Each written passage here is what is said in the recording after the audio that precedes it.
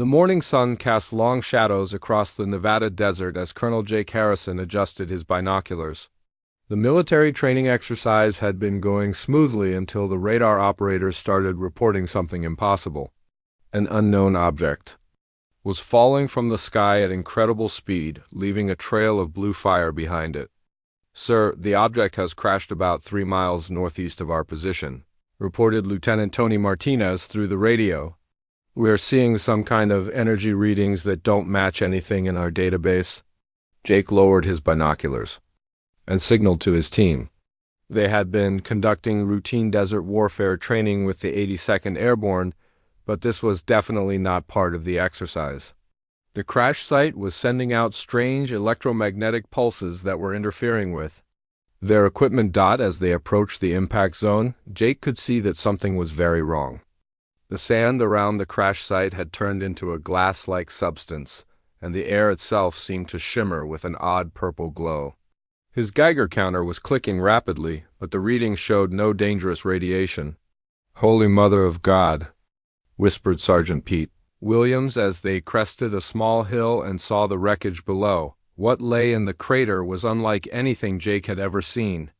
The craft was about the size of a small airplane, but its shape was completely alien. It looked like it was made of crystal that changed color as they watched. Sometimes it appeared transparent, other times it reflected the desert sun like a mirror. Strange symbols glowed along its surface, pulsing with a soft blue light. "Martinez, get General Lewis on the secure line immediately," Jake ordered. "Tell her we have a situation that requires immediate classification." The craft's hull appeared to be cracked in several places, and a strange golden fluid was leaking from the openings. Where the fluid touched the sand, it created small geometric patterns that seemed to move on their own. Jake had been in the military for 20 years, but nothing in his training had prepared him for this. "Sir, I'm getting life signs from inside the craft," reported Corporal Amy Baker, who was monitoring their portable scanners. "Whatever is in there is still alive, but the readings are unlike anything human." Jake made a decision that would change everything. "We're going in. Baker, Williams with me. Martinez, establish a perimeter and keep everyone else back. If this thing explodes or does something dangerous, I want minimal casualties." As they approached the craft, Jake noticed that the air around it felt different. It was hard to describe, but it seemed thicker somehow, like walking through invisible water. The strange symbols on the hull grew brighter as they got closer, and he could hear a low humming sound that seemed to come from everywhere at once. The crack in the hull was large enough for them to enter, but Jake hesitated. Protocol demanded that they wait for hazmat teams and scientific experts. But the life signs were getting weaker, and something told him that time was running out. "I'm going in," he announced. "If I don't come back out in 5 minutes, seal the area and wait for backup." The inside of the craft was even stranger than the outside. The walls seemed to be made of the same crystal material, but they were covered in complex patterns that hurt to look at directly. There were no visible controls or instruments, just smooth surfaces that responded to touch by changing color and shape. In the center of the craft, Jake found the pilot. The being was unlike anything from science fiction movies. It was tall and thin, with skin that looked like liquid metal. Its face was almost human-like, but the eyes were too large and completely black. It wore clothing that seemed to be made of the same material as the ship. Flowing and changing as Jake watched, the creature was unconscious and appeared to be badly injured. Golden fluid, the same substance leaking from the ship, was seeping from wounds on its arms and chest. But what caught Jake's attention was the device attached to the being's forehead. It was a small circular object that pulsed with the same blue light as the ship's symbols. Suddenly, the creature's eyes opened. Jake reached for his weapon, but something stopped him. The being's eyes showed no hostility, only pain and what looked like desperation. It raised one hand toward Jake, and the device on its forehead began to glow brighter. Without warning, images flooded Jake's mind. He saw vast cities floating in space, ships that could travel between stars in seconds, and a terrible war that had been raging for centuries. He saw the being's people, called the Kaleri, fleeing from something dark and evil. He understood somehow that this creature was a refugee. The mental connection lasted only seconds, but it felt like hours. When it ended, Jake found himself on his knees, gasping for air. The being had collapsed again, but the device on its forehead was still glowing faintly. "Colonel Harrison, are you all right?" Baker's voice came through his radio, sounding worried. Jake struggled to his feet, his mind reeling from what he had experienced. "I'm fine. We need medical assistance immediately, and get me Dr. Lisa Morgan from MIT. Tell her it's a matter of national security." Within hours, the crash site had been transformed into a military research facility. Dr. Morgan arrived with a team of physicists and engineers, all sworn to secrecy. She was a woman in her 40s with graying hair and intense green eyes that seemed to take in everything at once. "This is incredible," she said, as she examined the craft's propulsion system. "The energy readings suggest they're manipulating space-time itself. Look at these quantum fluctuations. They're creating localized gravitational fields." Her colleague, Dr. Danny Rodriguez, was equally amazed. "Lisa, this technology is centuries ahead of anything we have. The mathematical principles alone would take us decades to understand." But Dr. Morgan was already working on the problem. She had always been known for her ability to see patterns that others missed, and something about the alien technology felt familiar. The way it bent space reminded her of theories she had studied in graduate school. Meanwhile, the alien being, who had identified itself as Zephyr through the neural interface, was slowly recovering. The military doctors had no idea how to treat its injuries, but they were keeping it stable while learning everything they could about Kalari biology through the neural device. Zephyr communicated its story. The Kalari had been a peaceful species, focused on science and exploration. But 50 years ago, they had encountered the Vorthan Empire, a militaristic race that conquered other worlds for resources and slaves. The Kalari had been fighting a losing war ever since, and Zephyr was part of a refugee fleet trying to escape to unexplored regions of the galaxy. "My ship was damaged in the last battle," Zephyr explained through the mental link. "I thought I had escaped, but my navigation system failed. I crashed here by accident." Jake felt a chill run down his spine. "Are they following you?" Zephyr's response filled him with dread. "The Vorthans track all refugee ships. They will have detected my crash and will come to investigate. When they find your world, they will see it as a threat to be eliminated." Dr. Morgan, who had been listening through the neural interface, asked the crucial question. "How long do we have?" "Based on their tracking methods and the distance to this system, perhaps 4 days," Zephyr replied. "Maybe less." The room fell silent as the implications sank in. Earth had less than a week before hostile aliens arrived, and their only hope was to somehow understand and replicate technology that was centuries beyond human capability. But Jake Harrison had not survived 20 years in the military by giving up when faced with impossible odds. He looked at Dr. Morgan and her team, then at the alien craft that represented both a threat and an opportunity. "Then we better get to work," he said simply, and so began the most important 4 days in human history. The first sign of trouble came at 3:47 a.m., when the space monitoring stations around the world started detecting massive objects entering the solar system. General Patricia Lewis stood in the command center at NORAD, watching the screens with growing concern. The objects were huge, each one roughly the size of Manhattan, and they were moving at speeds that should have been impossible. "How many are there?" she asked the radar operator, Captain Ryan Mitchell, who had been pulled from his test pilot duties to help analyze the incoming threat. 12 confirmed contacts, General. They're maintaining formation and decelerating as they approach. Based, on their current speed, they'll reach Earth orbit in approximately 68 hours. Dr. Lisa Morgan had been working without sleep for the past 18 hours, but the news brought her fully awake. She stood next to the alien being Zephyr, who was now strong enough to communicate clearly through the neural interface device. "Those are Vorthan war cruisers," Zephyr explained, its mental voice filled with sadness. "Each one carries enough firepower to destroy a planet. They will not negotiate or show mercy." When they find a world that might pose a threat, they eliminate it completely. Jake Harrison felt his blood run cold. What kind of weapons do they have? Energy beams that can cut through any known material. Missiles that can track targets across star systems. And worst of all, they can create artificial black holes to destroy entire planets if they choose to. Dr. Morgan was already thinking ahead. What about their defenses? How do we fight something like that? Zephyr's response was not encouraging. The Kaleri tried for decades to develop weapons that could penetrate Vorthan shields. We never succeeded. Their technology is built for war, while ours was built for exploration. But Dr. Morgan was not ready to give up. She had been studying the alien propulsion system for hours, and she was beginning to understand how it worked. The technology used something called exotic matter to create controlled tiers in space-time. These tiers, or wormholes, allowed ships to travel instantly between distant points. "Danny, come look at this," she called to her colleague Dr. Rodriguez, who was examining the ship's power systems. "I think I understand the basic principle."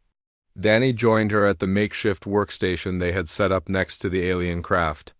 The ship's interior was still glowing with those strange symbols, and the air around it continued to shimmer with purple energy. "The exotic matter creates a bubble around the ship," Dr. Morgan explained, pointing to her rough sketches. "Inside the bubble, space-time is folded so that distant points become connected. The ship doesn't actually move faster than light, it takes a shortcut through folded space." "But how do we create exotic matter?" Danny asked. "According to everything we know about physics, it should be impossible." That was when Zephyr offered a piece of information that changed everything. "Your species has a unique advantage. Kaleri minds can only interface with our technology after years of training. But human neural patterns seem naturally compatible with exotic matter manipulation." Jake, who had been listening to the conversation, spoke up. "What does that mean exactly?"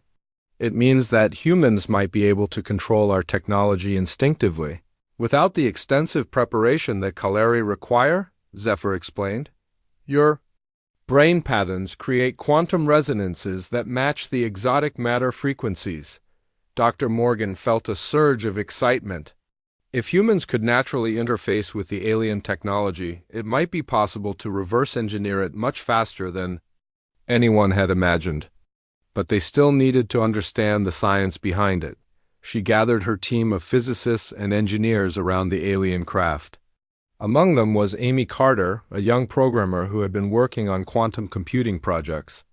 Amy was only 25, but she had an incredible ability to see patterns in complex data. "Amy, I need you to look at these energy readings," Dr. Morgan said, handing her a tablet full of measurements from the ship's systems. "See if you can find any mathematical relationships that might help us understand how the exotic matter is created." Amy studied the data for several minutes, her eyes moving rapidly across the screen. Suddenly she looked up with excitement. "Dr. Morgan, these patterns look familiar. They're similar to the quantum fluctuations we see in our particle accelerators, but they're organized in a way that creates stability instead of chaos." Meanwhile, engineer Kevin Thompson was examining the ship's physical structure. He had been working on advanced materials for the military, and he was amazed by what he found. "This hull material is incredible," he reported. "It's not just strong, it actually changes its properties based on the quantum fields around it. When the exotic matter is active, the hull becomes completely resistant to energy weapons." General Lewis was coordinating the global response to the incoming threat. She had been in contact with world leaders, and the decision had been made to share the alien technology with selected scientists from other countries. Teams from Russia, China, Japan, and several European nations were already on their way to the Nevada site, but even with the best minds on Earth working together, a task seemed impossible. The Vorthans would arrive in less than 3 days, and humanity's most advanced weapons were useless against their technology. "We need to focus on the propulsion system," Dr. Morgan decided. "If we can understand how to create the exotic matter, we might be able to build defensive weapons or at least escape ships." The breakthrough came when Amy Carter made a connection that no one else had seen. She had been studying the quantum equations that governed exotic matter creation, and she realized that human mathematical concepts could be applied in ways that the Kaleri had never considered. "Dr. Morgan, look at this," Amy said, pointing to her computer screen. The Kaleri approached this problem linearly, but what if we use chaos theory principles instead? The quantum fluctuations don't have to be perfectly controlled, they just need to be guided toward stability. Dr. Morgan studied Amy's calculations and felt her heart rate increase. The young programmer had found a way to simplify the exotic matter creation process by using mathematical techniques that humans had developed, but the Kaleri had never discovered. "This could work," she said quietly. "Amy, you might have just saved our species." But understanding the theory was only the first step. They still needed to build actual hardware that could create and control exotic matter. Kevin Thompson worked with his engineering team to design new components based on the alien technology, while Dr. Rodriguez calculated the power requirements. The numbers were staggering. Creating enough exotic matter to power a single ship would require more energy than a nuclear power plant produced in a year. But Zephyr had a solution for that problem too. "Your planet has a natural magnetic field," the alien explained. "The Kaleri never learned to use magnetic fields as amplifiers, but your scientists understand magnetism much better than we do. If you can align the exotic matter creation with your planet's magnetic field, you can reduce the power requirements by a factor of 10,000. Jake Harrison watched the scientists work with growing amazement. In just 2 days, they had made progress that should have taken years. But time was running out, and the Vorthen fleet was getting closer. "How long until we can test a prototype?" he asked Dr. Morgan. She looked at her team, all of whom were working frantically on different aspects of the project. "If we can maintain this pace, maybe tomorrow morning. But Jake, we'll only get one chance at this. If our first test fails, we won't have time to fix the problems." Captain Mitchell, who had been monitoring the approaching alien fleet, provided an update that made everyone's blood run cold. "The Vorthens have deployed scout ships. They're scanning our solar system and will detect our planet within the next 12 hours. The race against time had begun in earnest. Humanity had less than 1 day to achieve what an advanced alien civilization had taken centuries to develop. But as Dr. Morgan looked around at her team of brilliant scientists and engineers, she felt a spark of hope. Humans had always been at their best when facing impossible odds. The third day dawned with a sense of desperate urgency. The Vorthen scout ships had detected Earth and were transmitting data back to the main fleet. General Lewis stood in the command center, watching satellite feeds that showed the alien scouts moving through the outer solar system like predators searching for prey. "How much time do we have?" she asked Captain Mitchell, who had been tracking the enemy movements throughout the night. "The main fleet will reach Earth orbit in approximately 36 hours, Mitchell replied grimly. "The scouts are already studying our defenses and population centers." Dr. Lisa Morgan had not slept in over 40 hours, but her mind was sharper than ever. She stood next to the prototype exotic matter generator that her team had built during the night. It was a strange-looking device, part alien crystal and part human engineering, connected to cables that led to quantum computers and magnetic field generators. "Are you sure this will work?" asked Dr. Rodriguez, who looked as exhausted as everyone else on the team. "The math checks out," Amy Carter said confidently. She had been working non-stop on the control algorithms, her young face pale but determined.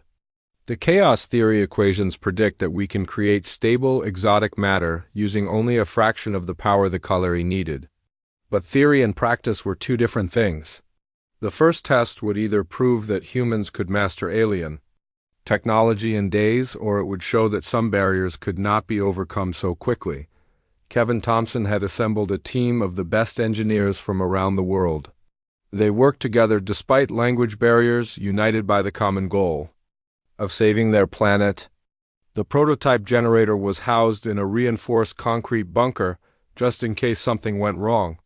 "All systems are ready," Kevin announced.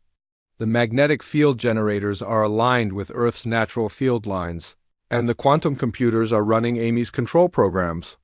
Zephyr, the alien refugee, watched the preparations with something that might have been hope. Through the neural interface, it shared its thoughts with the human team. What you are attempting took my people 300 years to achieve. But I have seen how quickly humans learn and adapt. Perhaps you can succeed where others have failed. Dr. Morgan took a deep breath and approached the control panel. The alien symbols on the device began to glow as she placed her hands on the crystalline interface.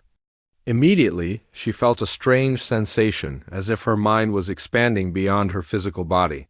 "I can feel it," she whispered. "The exotic matter is responding to my thoughts."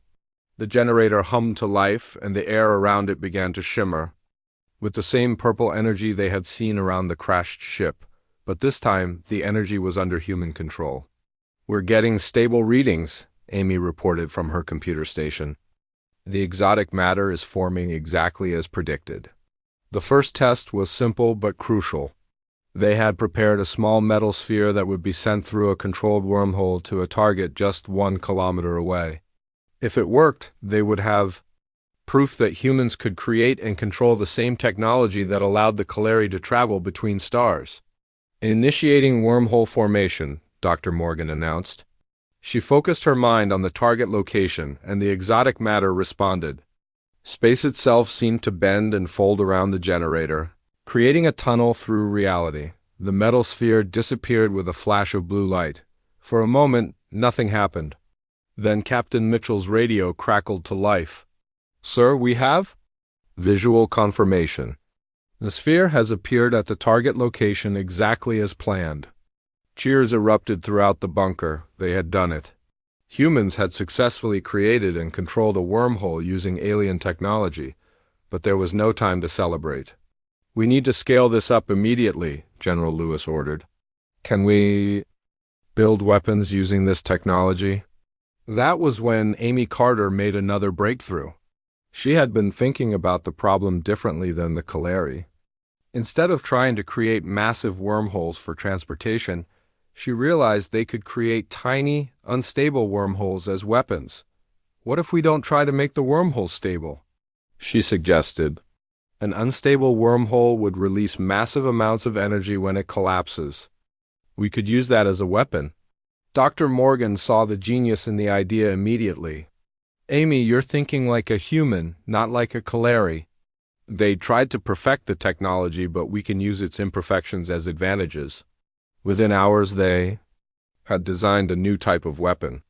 It would fire small wormholes that would collapse violently when they hit a target, releasing energy equivalent to a nuclear explosion.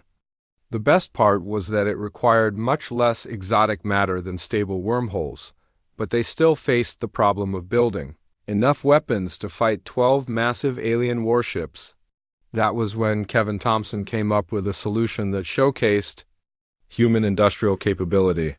"We don't need to build perfect weapons," he explained. "We can mass-produce simple devices that create unstable wormholes. Every factory on Earth that makes electronics can be converted to produce these weapons within hours." The plan was ambitious beyond imagination. Instead of trying to match the Vorthons' advanced technology, humans would overwhelm them with sheer numbers.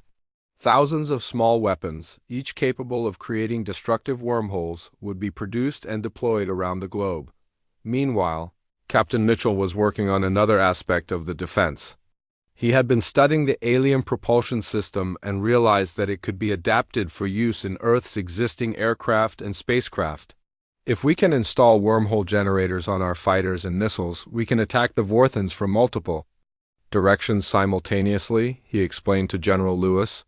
"They won't be expecting us to have this level of mobility."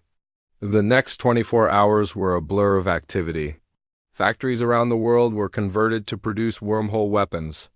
Scientists worked with military engineers to install the technology on everything from fighter jets to nuclear submarines. The alien propulsion system was simplified and adapted for human use.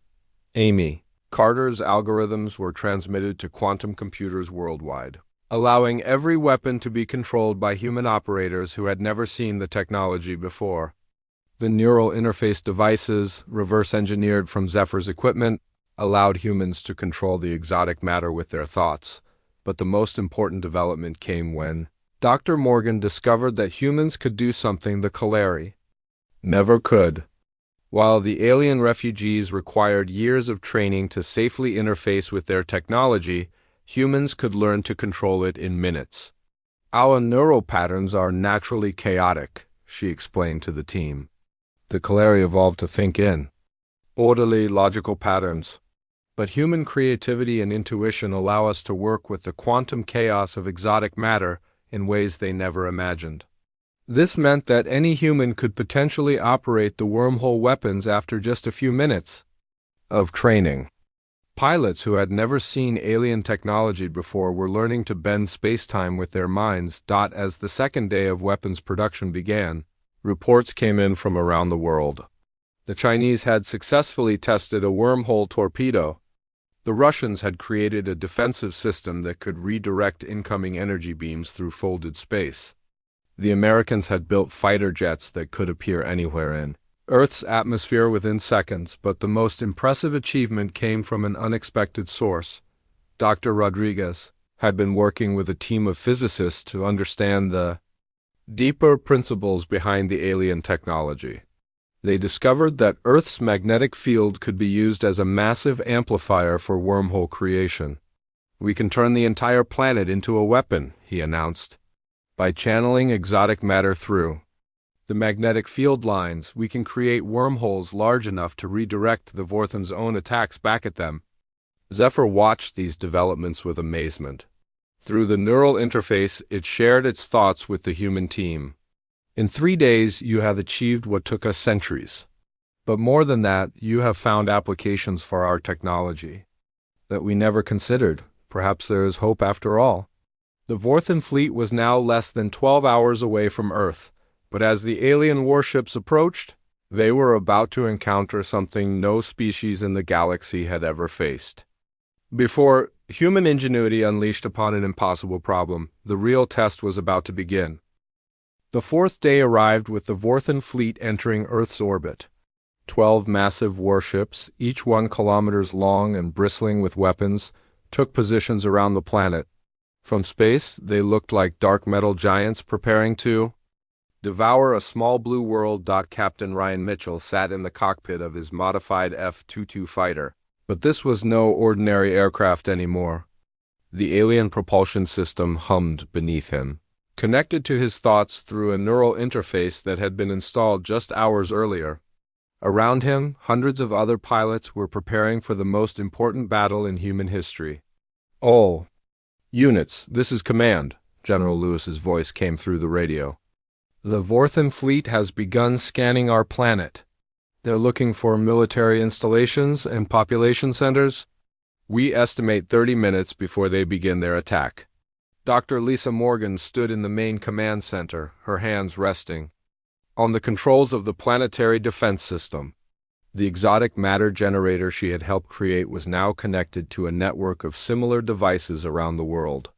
Every major city, military base, and government facility had been equipped with wormhole weapons. "Amy, are all the control systems online?" she asked the young programmer who had become crucial to their defense plans. Amy Carter looked up from her bank of quantum computers, her face tired but determined. "All systems are operational, Dr. Morgan. The chaos theory algorithms are running perfectly, and the magnetic field amplifiers are at full power." The first sign of the Vorthan attack came as beams of pure energy lanced down from space. These were not ordinary lasers, but weapons that could slice through mountains like butter. The beams struck military bases in Alaska, Germany, and Japan simultaneously, but the humans were ready. "Activating planetary defense grid," Dr. Morgan announced. She focused her mind on the exotic matter generators, and wormholes opened in the path of the energy beams. The deadly weapons fire disappeared into folded space, only to emerge seconds later heading back toward the Vorthan ships. The alien fleet was caught completely off guard. Their own weapons, redirected through wormholes, struck their shields with Devastating force.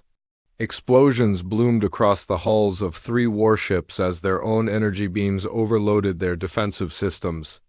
Direct hit on targets 2, 5, and 8, Captain Mitchell reported as he watched the battle from his fighter. The Vorthons are pulling back and regrouping. But the aliens adapted quickly. Instead of firing energy beams, they began launching missiles that could change direction and avoid the wormhole traps. Hundreds of these weapons streaked toward Earth, each one capable of destroying an entire city. That was when the human counterattack began in earnest. All fighter squadrons, cleared for wormhole insertion, General Lewis commanded. Remember, hit them fast and disappear before they can respond. Mitchell activated his fighter's alien propulsion system and felt reality bend around him. One moment he was flying through Earth's atmosphere, the next he was inside the Vorthon formation, surrounded by massive warships that had not expected an attack from within their own ranks. Fox 3, he called out as he fired his wormhole torpedoes. The weapons created tiny tears in spacetime that collapsed violently when they hit the alien hull. The explosions were spectacular, punching holes through armor that should have been impenetrable. Around him, dozens of other human fighters were doing the same thing. They would appear from nowhere, attack with devastating force, and then vanish through wormholes before the Vorthons could target them. It was a completely new type of warfare, one that the aliens had never encountered before, but the Vorthons were not defenseless. Their massive ships began firing in all directions, trying to hit the human fighters that kept appearing and disappearing around them. Some of the pilots were caught in the crossfire, and their ships were destroyed in brilliant flashes of light. "We're losing people," Mitchell reported as he watched another fighter explode. "The Vorthons are adapting to our tactics." Dr. Morgan had been monitoring the battle from the command center, and she realized they needed to change their strategy. "Amy, can you modify the algorithms to create larger wormholes? We need to try something the Vorthons won't expect." Amy's fingers flew over her keyboard as she adjusted the control programs. "I can do it, but it will require more exotic matter than we've ever used before. The power requirements will be enormous." "Do it," Dr. Morgan ordered.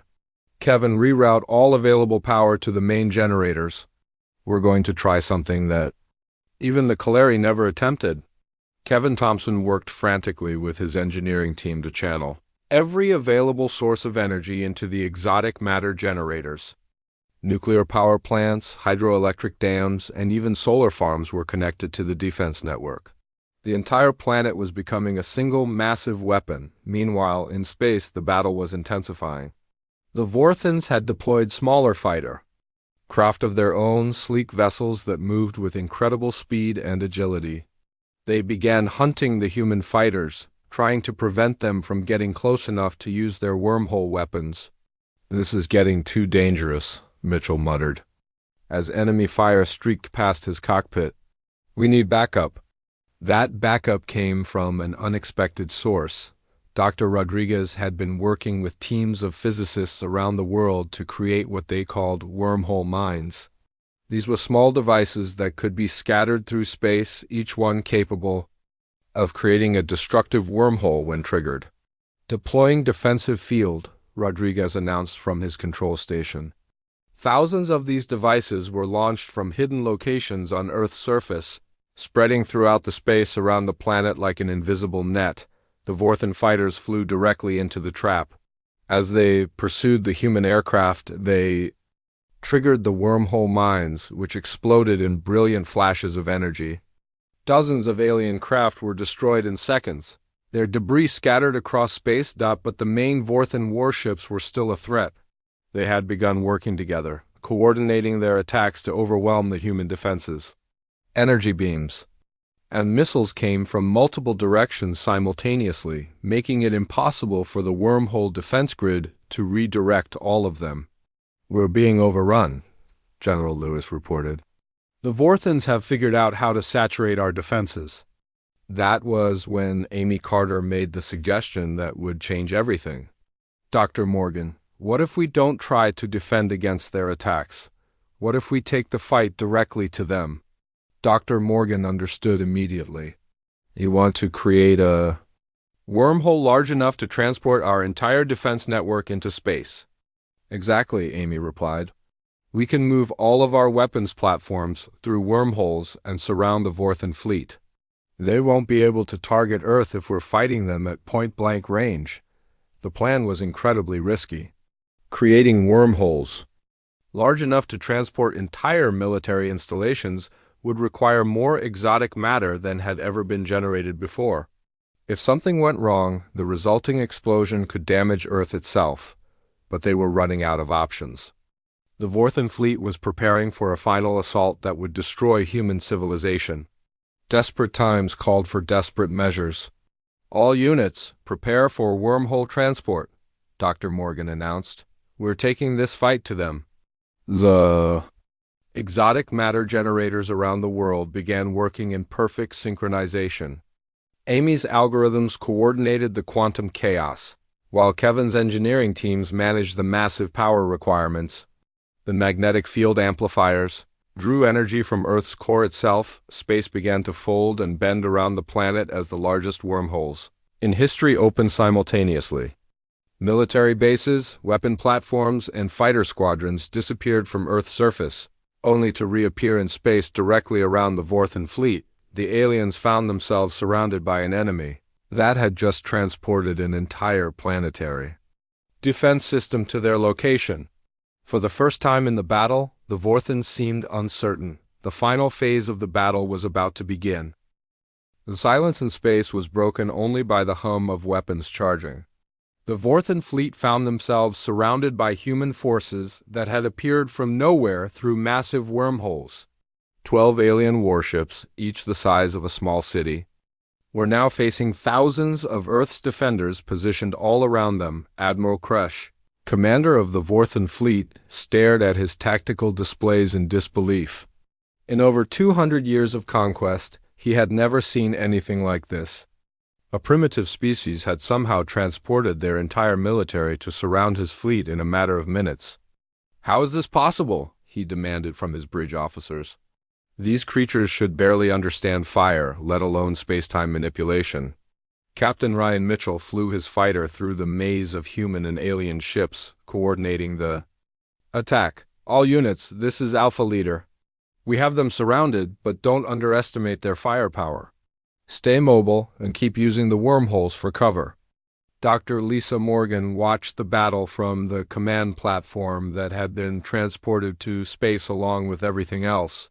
The view of Earth below and the alien fleet around her was both terrifying and inspiring. Amy, are the weapon systems responding correctly in space? Amy Carter checked her readings from the quantum computers that controlled the wormhole weapons. All systems operating perfectly. Dr. Morgan, the zero-gravity environment is actually making the exotic matter more stable. The first exchange of fire lit up space like a deadly fireworks display. The Vorthans launched everything they had: energy beams, guided missiles, and weapons that created explosions in empty space. But the humans were ready for them. Wormholes opened and closed around the battlefield, redirecting alien attacks and allowing human fighters to strike from impossible angles. The Vorthan weapons that had conquered dozens of worlds were being turned against them by a species they had never heard of. Direct hit on the flagship, reported Kevin Thompson from his engineering station. Their forward shields are down by 60%. But Admiral Kresh was not ready to admit defeat. He had one weapon that the humans had not seen yet: artificial black holes that could destroy entire planets. These weapons had never failed to end a battle decisively. Deploy the gravitational disruptors, he ordered. If we cannot defeat them, conventionally we will eliminate their entire star system. The Vorthan flagship began charging its most deadly weapon. Energy readings spiked as the ship prepared to create a miniature black hole that would grow until it consumed everything in the solar system. Zephyr, the Kaleri refugee, felt the familiar terror of watching the Vorthans prepare their ultimate weapon. Through the neural interface, it shared its fear with the human command team. They are preparing to destroy your sun. Once that weapon activates, nothing can stop it. Dr. Morgan felt her heart racing, but her mind was already working on the problem. Amy, can we create a wormhole large enough to redirect a black hole weapon? The math says it's possible, Amy replied, her fingers flying over her controls, but we would need to coordinate every exotic matter generator in the fleet simultaneously.